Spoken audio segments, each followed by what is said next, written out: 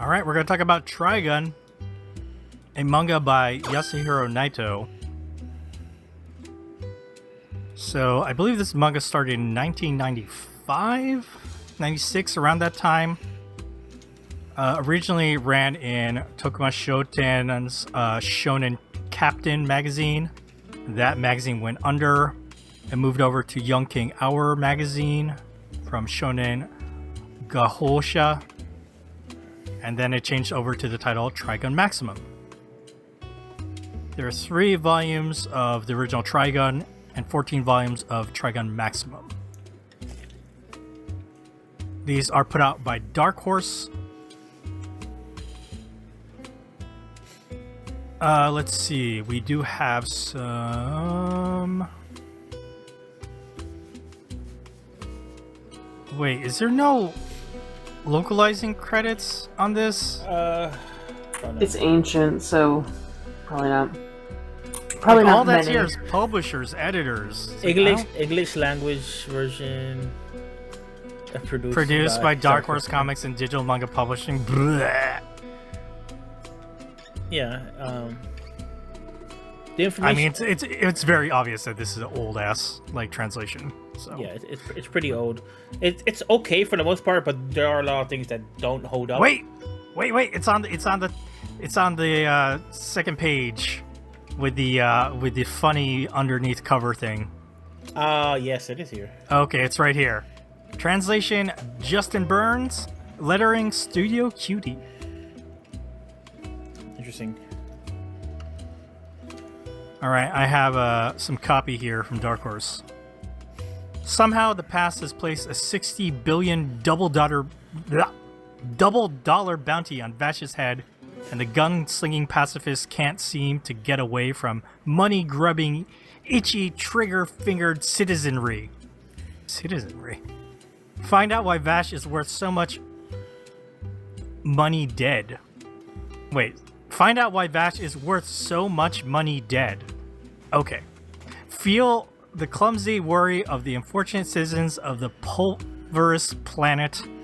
Follow the follies of an unlikely hero in a forbidding world. Join Vash's stampede with his troubled past and uncanny ability to dodge a gazillion bullets and a cavalcade of unlucky characters on a dusty desert planet in the distant future. This copy, man, holy shit. That copy is really ambitious. That copy is using so much prose and like descriptors. This is bad case of alliteration. They could have they didn't need to go that far. All right, well, now that Trigun for the longest time was only available in print, is now available through Digital Dark Horse. We looked at Volume 1. Now, Morgana. 1 and 1 being 1 and 1.5 in... Or wait, right. Or two and a half? Or no, 1.5. 1.5. It's 1.5 of the original, yes. Tankobons. So, Morgana, you have seen Trigun. I have seen Trigun. You are familiar with the original anime. I have not seen the new one. Stampede, yeah. Stampede, yeah. I've seen the original anime, and I think I saw the movie? Badlands Rumble, is that what it's called? Yeah, I think I saw that also. But it's been a while. And I've seen the original anime at least twice through, because I watched it as a kid, and then I watched it all again with my husband, a handful of years ago, so... Okay, what did your husband think of Trigun? Oh, he loves Trigun. We both enjoy it very much, the anime. Happy report, you don't have to get a divorce, Morgana. Yeah. No. That was... We watched it a long time ago. I think we had watched all of Cowboy Bebop, and I was like, alright, moving on to the other things that I watched on Adult Swim as a child that you somehow missed out on. What's funny is that I feel like Cowboy Bebop and Trigun have always had a cross-section of fans, even though they're very, very different in tone and art style. But I think it's just the gun action, and they're 26 episodes long. I think it's the length and the kind of the guns. It's the one connection. And they were both on Adult Swim in 2003.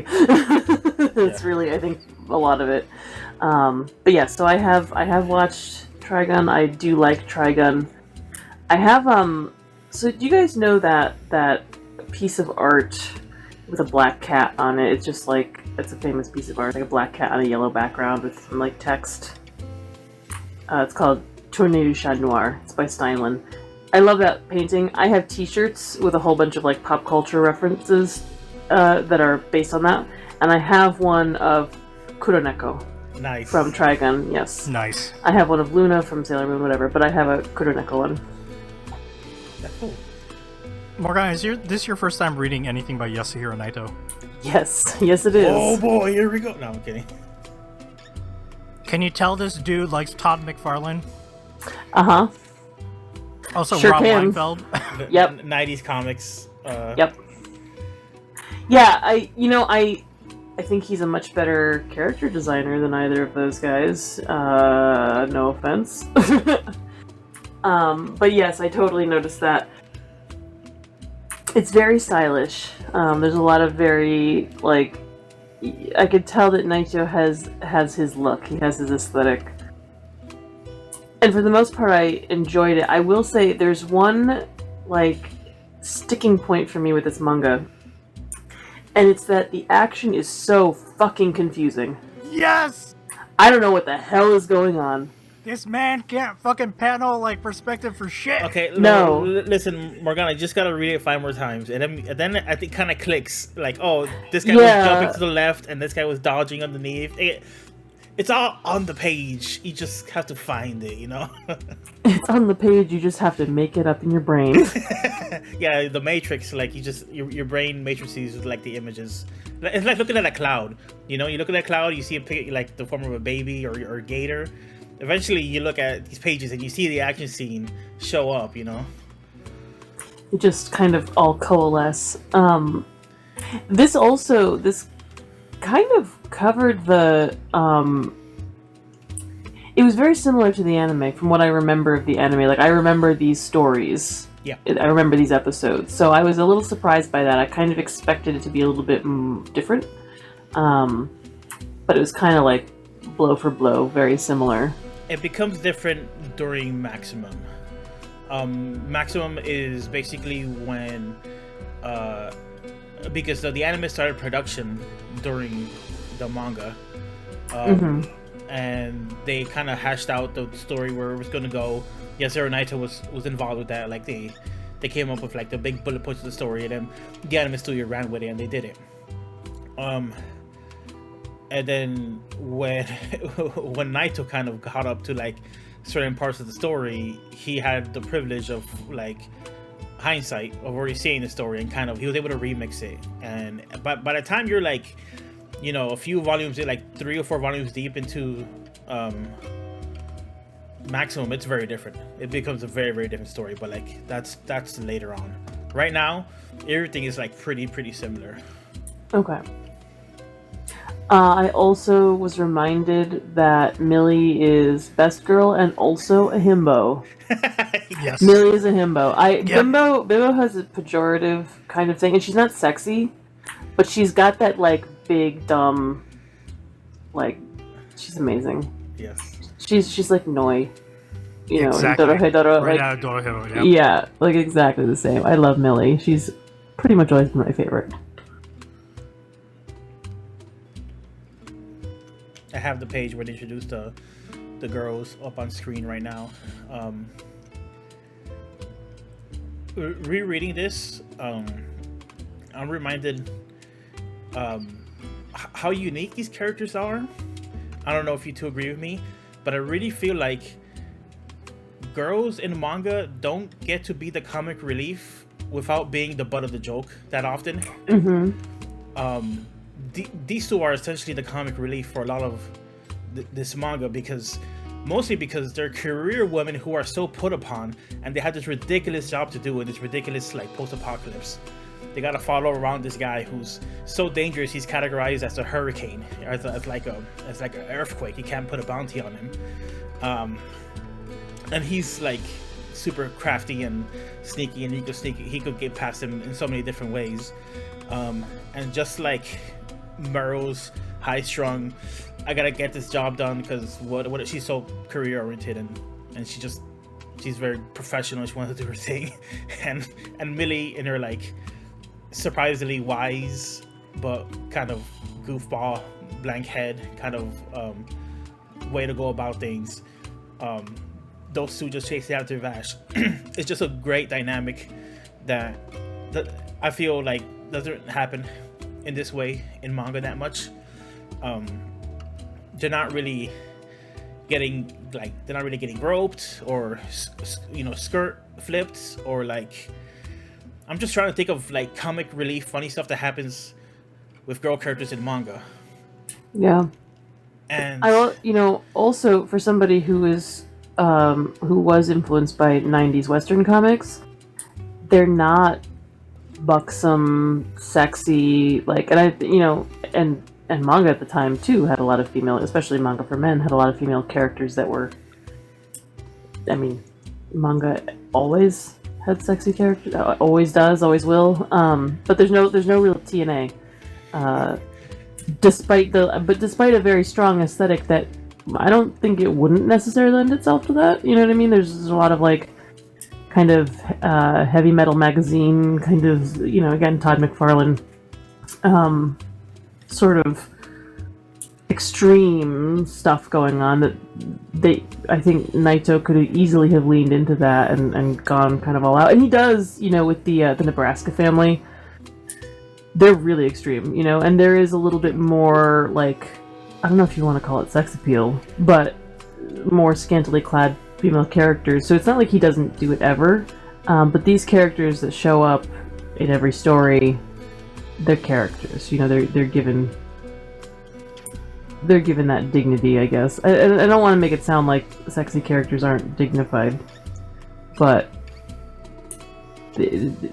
there would be no point in them being sexy, I guess is what I'm trying to say. Like, there's no, it doesn't serve their character or the story. He is, in terms of like the landscape, looking at other manga and comics, he is surprisingly reserved and focused on just the characters, and like, obviously I'm a big Trigun fan and it's imprinted in my memory, but like, these characters kind of look like what their personality is. If like Millie had their tits hanging out or something like that, that's not exactly what I'd envision her personality being like. These character designs, I feel, project their personality and what they are like, and maybe what they're about. Mm-hmm. I can't believe how wrong both of you are. Oh? You need to go to like the beginning of this manga. Yeah. Okay, this man is an Eiichiro Oda. But the thing that you're both missing is it's not for female characters, it's for the male ones. Oh, yeah, that's fine. Fuck them. Who cares? Like, at the very beginning when, like, of this manga, the very beginning, it's like the 4th page in, right as, like, we're being introduced, you see a bunch of, like, bounty hunters in the street, and there's the really tall, bald dude. His chest and shoulders are so big, and his waist is eensy beensy teensy tiny. It's like a Nami. That's what it is. Super sexy. And his abs look like ridiculous. That's that Liefeld influence. That's what it is. It's for the dudes. It's for the dudes. It's for the dudes. It's just that Naito doesn't care about women. That's why he didn't make that. That's what I mean. Like Millie and Meryl, they don't show up towards like from the middle to the end of this manga. They're basically gone. It kind of sucks. It's all about the male like characters. You mean in the run of Maximum, right?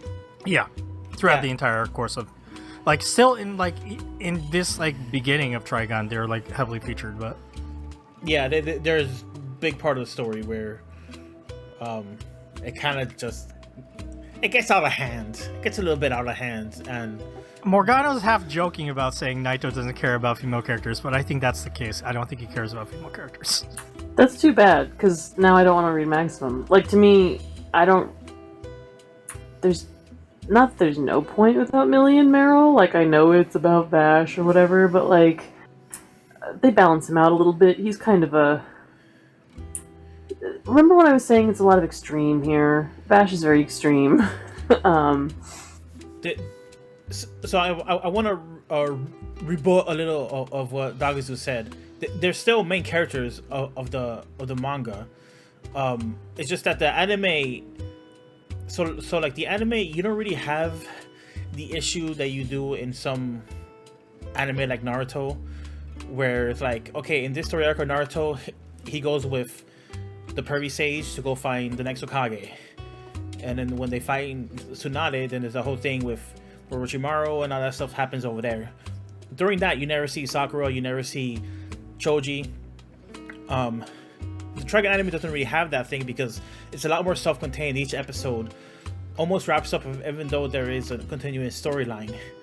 But the Trigun manga does do those things where, like, okay, now you're gonna hang out with these characters during this story arc, and it's a lot more self-contained. Doesn't mean that Muro and Millie aren't main characters. It's just that, like, they don't kind of figure into it right now.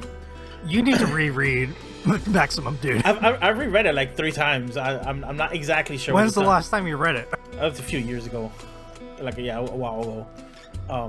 I think you'll be surprised how quickly they disappear. But I mean, they return. Like, it's not like they're written out of the story. It's just they don't feature into a lot of stuff that's happening because Trigun Maximum becomes a lot more fight manga-ish, because like that's what happens. And you know, there's a lot of stuff that Vash and Wolfwood are dealing with that Muro and Millie don't figure into, but they kind of become the audience or the layman's point of view, because it's still the whole world, or all the humans living on this planet, and they still got to deal with all the crazy shit that happens to the planet because of, you know, Vash and knives and stuff like that. There's still there's some great moments in Maximum that feature Muro and Millie. They're just, you know, not as much around compared to, like... It's because Naito's too busy drawing his, like, crazy action with way too zoomed in perspective. Like, I feel like Morgana, like, this is actually a case where, like, you can appreciate Naito for what he does, but it's not, like, to continue reading Trigun would be to just see him take such a deep dive into him drawing his gun action, which is confusing sometimes. It's not always confusing.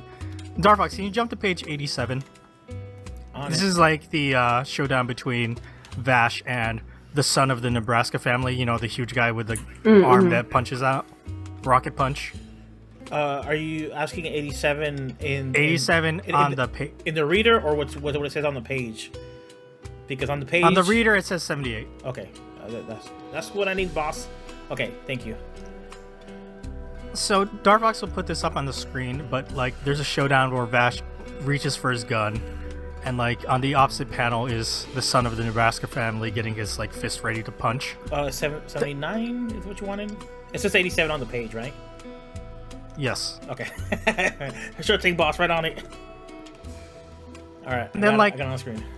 Specifically on page 87, the top panel, Vash shoots. The middle panel is hella fucking confusing. He's shooting too. Come on, guys. Dar, your reader's fucked. Oh. Fucked how? That 87 should be on the left. This is something that happens sometimes with digital readers, where like the page orientation gets fucked up for some reason. I'm not sure how to fix it. I'm gonna bring this up when we talk about another manga on here for sure. Hold on. Because like it fucks up the page splits, like the 2-page spreads and how they're supposed to look. It's okay, you have it up on the page, so that's what matters. Are you sure? That middle panel. Yeah. That middle panel, Morgana. Please tell me what the fuck that is. I don't fucking know. I told you, I don't know what was going on. The only reason I knew what was going on is because I had seen the damn anime.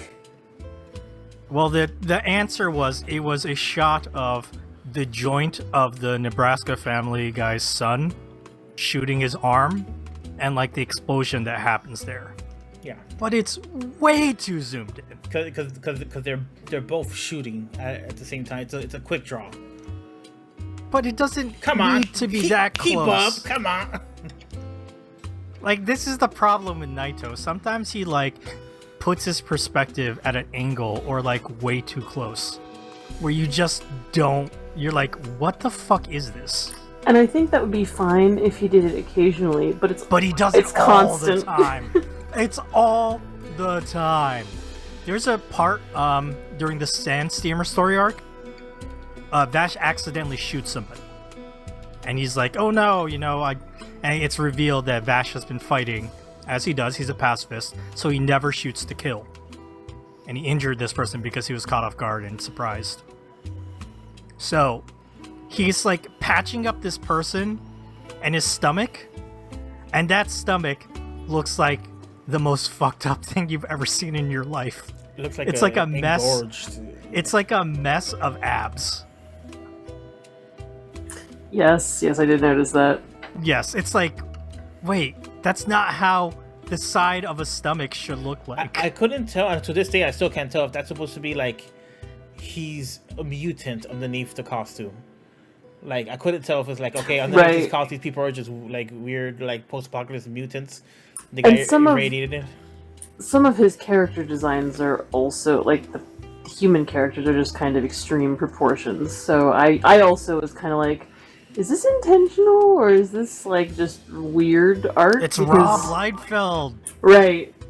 It's that Liefeld, like, body proportions. They're all fucked, like The Liefeld 30 look. amps. I mean, listen, when the leader of the Bad Lad gang has the duel with Vash, and it turns out those giant things on his shoulders were actually, like, machine guns, that's pretty fucking cool. That looks really cool. Like, character design, like you mentioned, Morgana, that shit is awesome from Naito. It's very entertaining. It just, it's there's like good there, but you got to take the bad with the good. Another thing I think, I almost said Liefeld. No, the other thing I think Naito is really good at is mob scenes. When he has like a bunch of people, like this party scene where you had a bunch of people in the background, like he's really good at drawing in like little gags and storylines in the background that could very easily just like be glossed over and they didn't have to put that effort into. But like here you have this guy like flipping over and all this like fun stuff happening. He's really good with like filling out the page. It's almost like a kid filling out a page where like you got space here. Well, let me draw some more goofy people over here. It isn't just a bunch of silhouettes. Like he draws the cartoons. I want to talk for a second about like you said later on, it kind of gets more into Vash and Knives, and Millie and Meryl kind of take a back seat. And I've said in the past that, like, with Cowboy Bebop, for example, my favorite part of it is the stuff that is like not non-plot essential. Yeah. And the plot essential stuff is boring to me, and I feel the same way about Trigun. Maybe this is where people kind of draw the similarities too, is like most of Trigun is just fun bullshit, the anime I mean. And the then, first half, yeah. Yeah, the first, and then you have these episodes that kind of get into the story, and I don't care. Not because I don't care about Vash and like knowing his past, but like it's not fun. It's not enjoyable to me to like. Whereas when he's like working through things and also, running away from bounty heads and dealing with Millie and Meryl, that stuff is enjoyable to me. So I think that like my issue with Trigun is the same thing, same issue I have with Bebop, is it's really, really fun, good storytelling most of the time, and I don't give a shit about the plot, because it's just dudes being sad about shit that is just sad, you know? No, the Trigun Maximum manga is like how dark and fucked up can we make it so that Vash cracks, kind of. It's very grim dark, and it's still goofy and fun at times, but like it's very much like Vash has been alive for like a few hundred years, and most of it has been suffering. Like how can it be happy-go-lucky? It's almost like examination of why is he this way, and then there's multiple flashback arcs that kind of fill in some of his backstory and show him like kind of like why he's adapted this this philosophy of like everybody I come across is kin, and they deserve, it's my duty to help them, kind of thing. And don't forget, like later on, they introduce Wolfwood to juxtapose, with Vash. Yes, I love Wolfwood. Who is also like super sad boy in his backstory. I know. And don't get me wrong, I like myself a sad boy. It's good stuff, and I do love Wolfwood. But it's just like, yeah, that grimdark shit, I'm not about that. Even though, consequently, I do like Vash's whole pacifist deal. I do like that he doesn't even kill or, kill criminals. I think that's a really... I personally subscribe to a similar ideal, philosophy. So I like that part of him, but I don't know if I care about the bullshit stuff. I don't care about his... I don't know. His man pain does not convince me. I need to be convinced. It's a lot of man pain in this story, man. Yeah. Especially, like, towards the middle and the end. That's the problem. But I will defend it in the sense that, like, it there's very little Vash feeling sad about himself.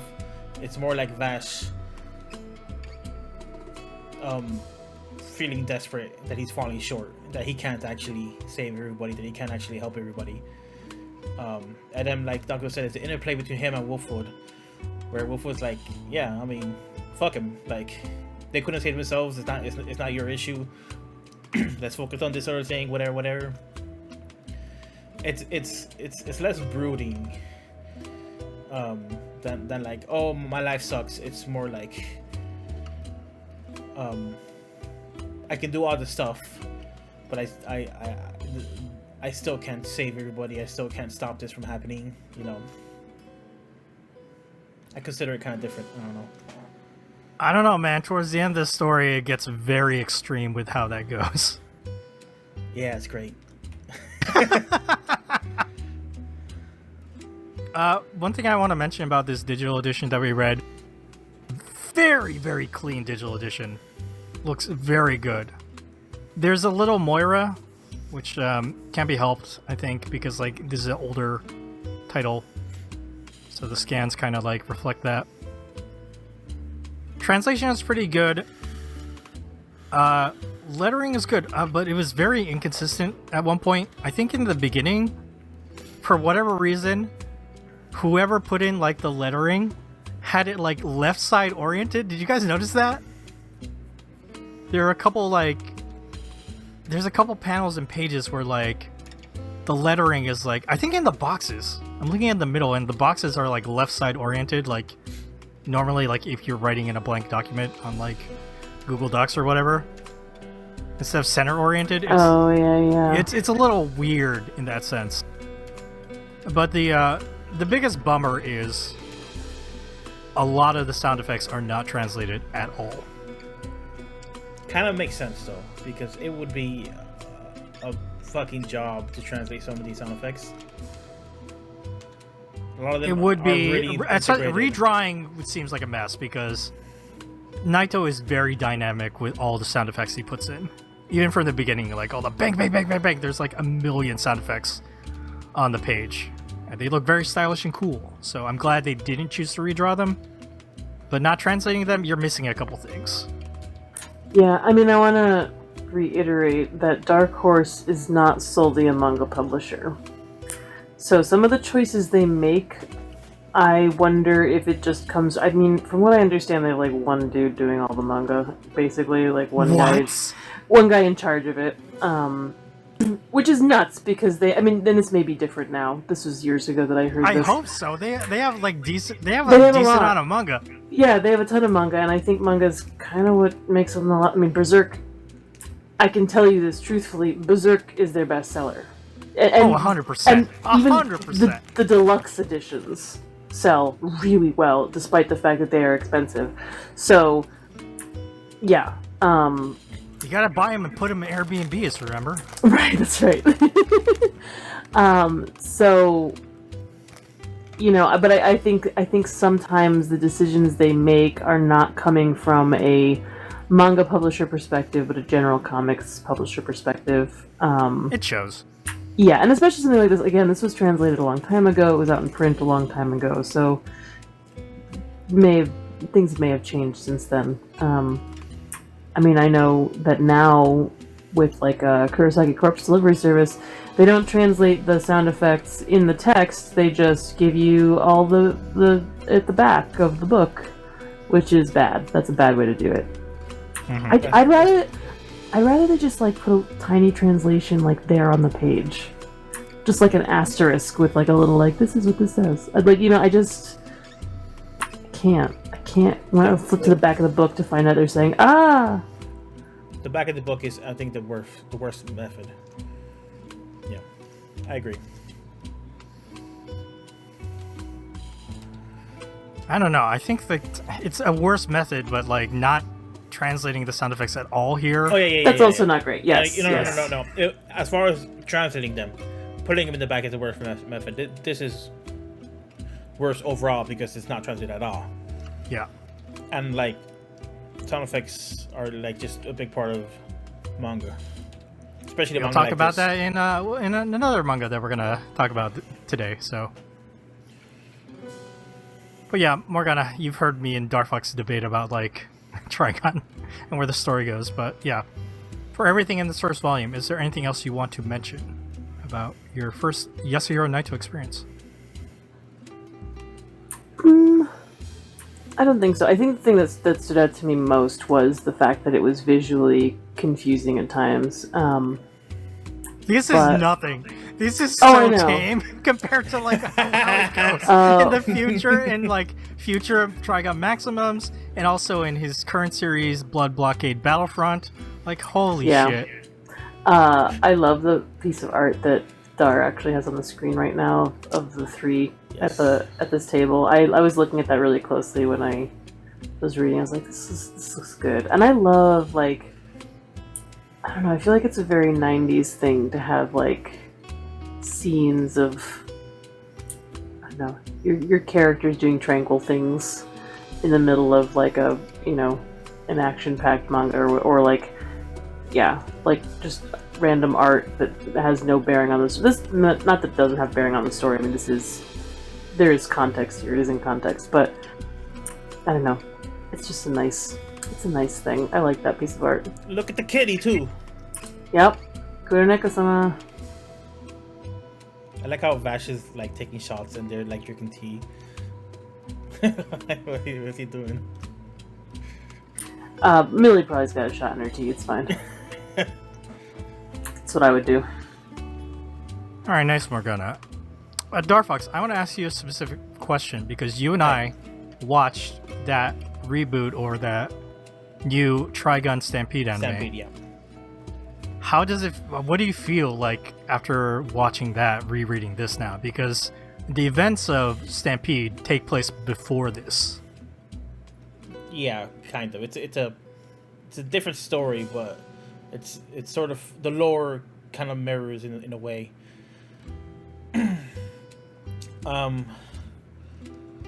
So Morgana mentioned that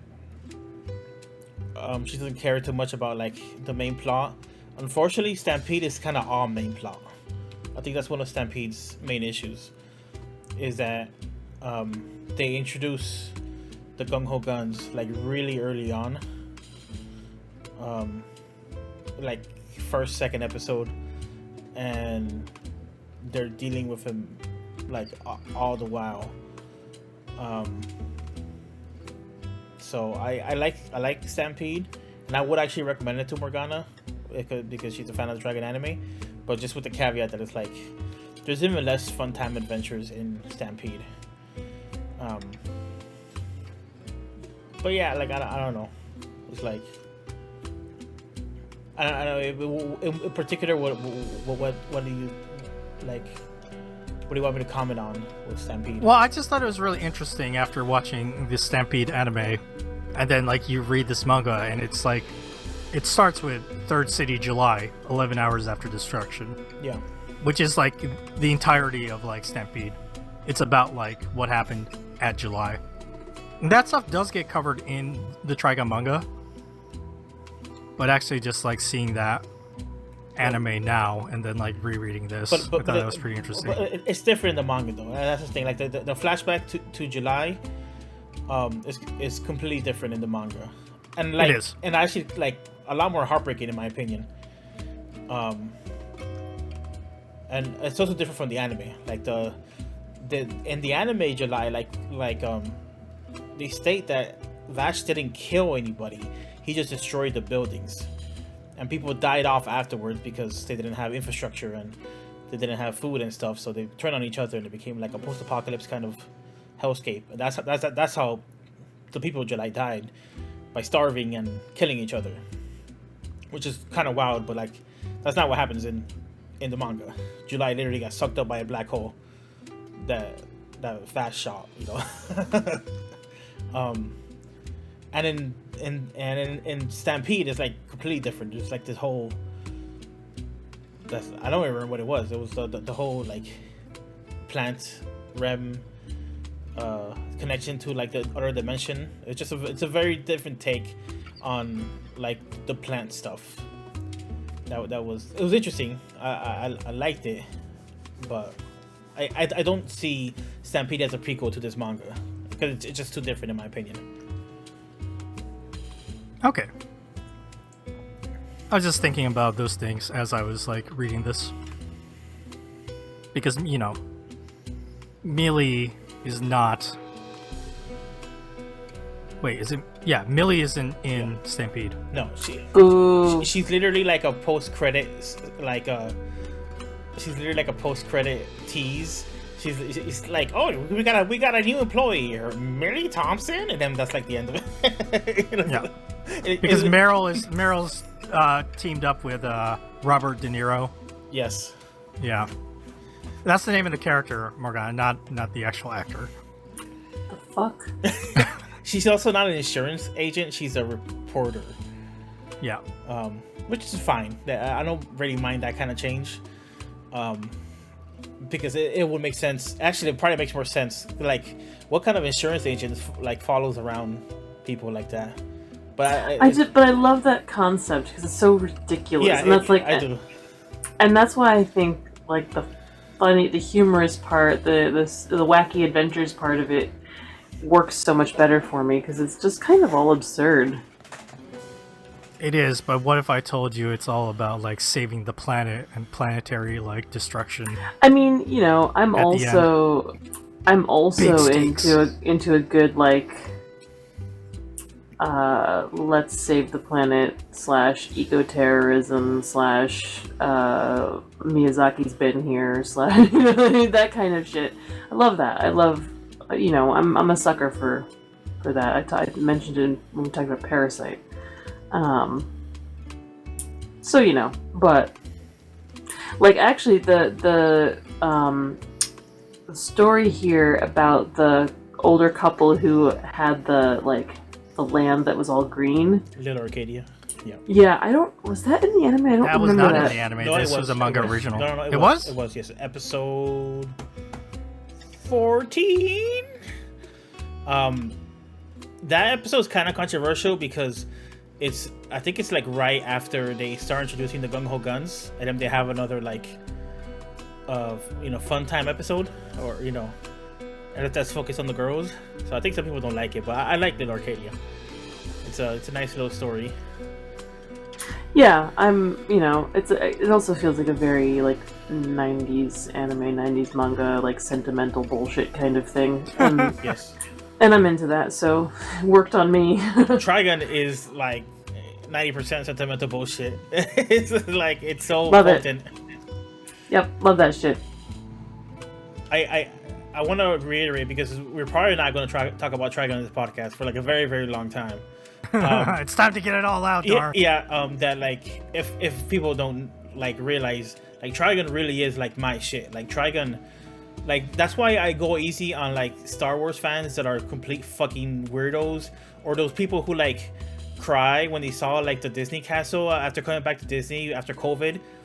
I fucking hate those people. Like it's but like I try and go easy on them because that's basically me with Trigun, right? Like Trigun worked on me so hard, and part of it is because I watched it when I was like, I don't know if I was a freshman or a sophomore, but I was really young, right? And I was old enough to kind of think about stuff and think about, you know, basic levels of philosophy and stuff like that.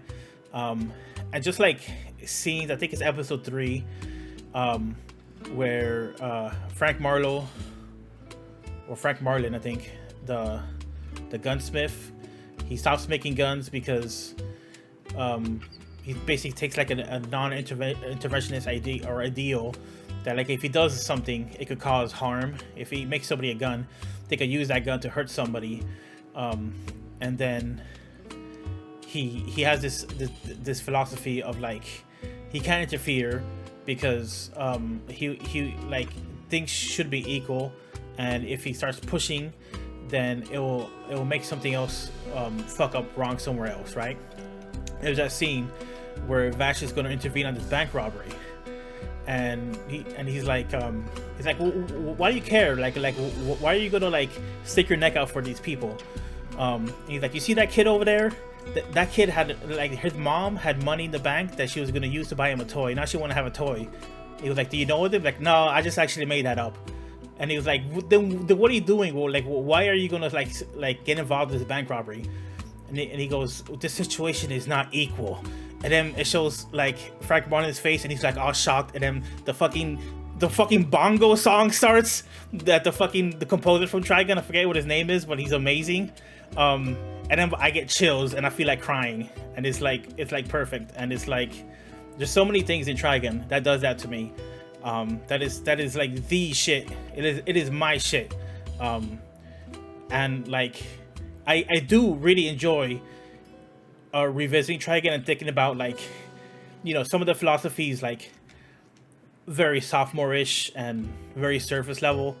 Revisiting the manga, talking about the art and its various inadequacies that Dagusu tried to slander, but he couldn't get it all right.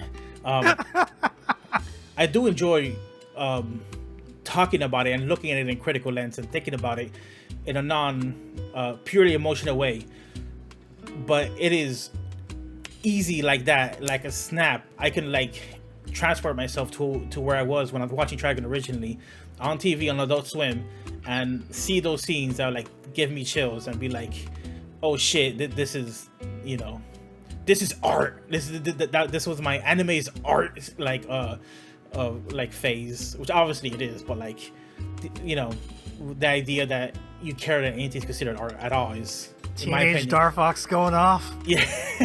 Yeah. So like, you know, all the things with Kite having to redeem himself and stopping the sand steamer from like all those emotional beats, fucking Yasuhiro Naito the Hitman shooting directly at my heart through like through like multiple skyscrapers and buildings. The bullet goes perfect curves perfectly around the aperture of the sun, and then it goes hits me right in the heart, like perfect. And the manga works that way too. Like later on, some of the scenes in the manga that weren't in the anime, like they still got some of that magic. I think the anime people who did the anime did an amazing job, and a lot of it's them. But Yasuhiro Naito's has some of that too, and some of that is in the anime. I really like some of the moments and some of the tragic moments and tender moments that are like in the manga later on. Dar, this is the cutest thing I've ever heard in my life.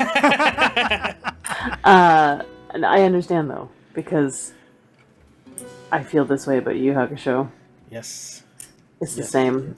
It's the same. It hits you at a really pivotal point in your life. In my case, I was in middle school. And it just becomes part of it. It writes itself on your, like the, you know, on the inside of your brain somewhere. You just like can't get rid of it. I get it. I absolutely understand. And you know, and I have talked about the warts of Yu Hakusho. There's plenty, but I will still kill anybody if they try to tell me about them. So it's fine. You can have a wrong opinion. It's cool. I get it, and it's fun. It's fun talking to you about it too, and I did enjoy it. So don't worry. Oh, I'm not worried. Okay. But also, I really just want to watch the anime again and listen to that opening song with the fucking guitars. It's Suneo Imahori. That's the guy who made the music in Trigun. And his soundtrack is so unique and iconic. Yeah, and the designs, I mean, I mentioned it before, it's so stylish. It's a very stylish series. Just the designs, the fashion, I honestly think it's a little bit, I mean, there's the Liefeld, Todd McFarlane kind of aspect of it, like we mentioned, but I think, like Vash's whole, multiple buckle situation he's got going on was a little bit ahead of its time. I think that a lot of, Japanese fashion and then subsequently what happened in manga aesthetic with aesthetics kind of I think Trigun predated it, but also predicted it in a way. Definitely some shoujo manga really kind of leaned into some of that mall gothy aesthetic that didn't exist yet. Vash is the original mall goth. Tetsuya Nomura, Final Fantasy fame, character designer, just taking notes. Yeah, maybe. More belt buckles. This was before he went full belt buckles. Mm-hmm. Belt buckles. Kingdom Hearts. Belt buckles is to Naito what pouches are to Liefeld. Yes. Liefeld had all these fucking random. All his X-Men had 18,000 pouches. They're not even gadget. It's like with Batman, you could get it because Batman uses gadgets. He throws batarangs and shit. But these are X-Men who shoot fireballs and fuck some. I don't know what the fuck. And for some reason, they got pouches all over them fucking selves. What do they got in there? Snacks? Or what are they? Nothing. Fucking belt buckling buckles.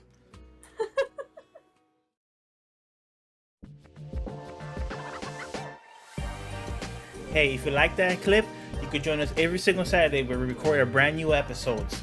Follow our channel so you know when we schedule our episodes. Also follow our social media accounts. We are at Manga Mac Podcast. Thanks for watching, and don't be afraid to drop a comment and suggest manga we could read.